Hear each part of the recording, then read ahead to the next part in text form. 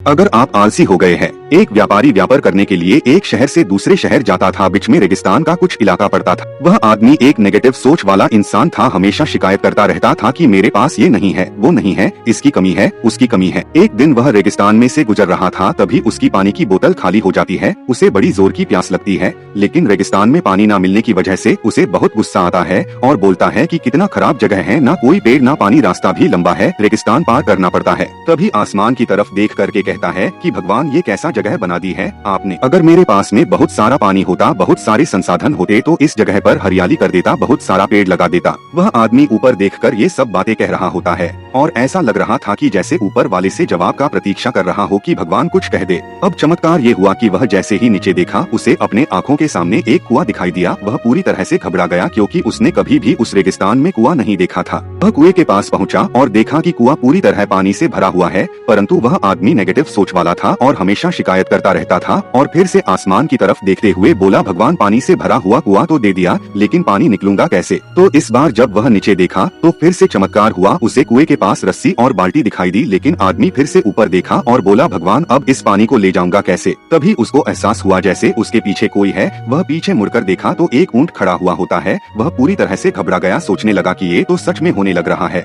मैं बातों बातों में कह तो दिया, अब मुझे यहाँ हरियाली करनी पड़ेगी और पेड़ लगाने की जिम्मेदारी लेनी पड़ेगी। आदमी को पानी से भरा हुआ कुआं मिल गया, बाल्टी और रस्सी मिल गई, पानी को ले जाने के लिए ऊंट भी मिल गया, सब कुछ मिल गया। अब वह आदमी सोच रहा था कि ये मैं बातों बातों में क्या बोल दिया, ये तो गड़बड़ हो गया।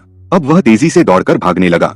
भाग रहा था, उस जिम्मेदारी से बच रहा था। तभी एक कागज उड़ते हुए आया और इसके शरीर से चिपक गया। उसने जब उस कागज को देखा तो उस पर लिखा हुआ था कि मैंने तुम्हें पानी दिया, कुआं दिया, रस्सी और बाल्टी दिया, पानी को ले जाने के लिए साधन दिया, फिर भी क्यों बचकर भाग रहे हो। उस आदमी को लगा कि मेरे साथ पता नहीं क्या हो रहा है। वह दौड़ते दौड़ते रेगिस्तान को पार कर लिया, लेकिन उस रेगिस्तान को हरा भरा नहीं बनाया। यह कहानी हमें सिखाती है कि हम में से बहुत सारे लोग ये कहते हैं कि बड़े स्कूल में पढ़ लिया होता या बड़े कॉलेज में चला गया होता तो ये कर लेता, अगर मेरे पास बहुत सारा पैसा होता तो ये कर लेता, मेरा बॉस मेरा साथ नहीं देता है, नहीं तो मैं पता नहीं क्या कर देता। हम हमेशा शिकायतें ढूंढा करते हैं, अपनी जिम्मेदारी से बचकर भाग रहे होते हैं। ये कहानी हमें सिखाती है कि लाइफ में हम जो कुछ भी कर रहे हैं, 100% जिम्मेदारी हमारी है कि उस काम को बिना किसी शिकायत के पूरा करें। तो दूसरों पर दोष देना, उनकी गलतियां बताना बंद कीजिए, अपनी गलतियों को सुधारना शुरू कीजिए।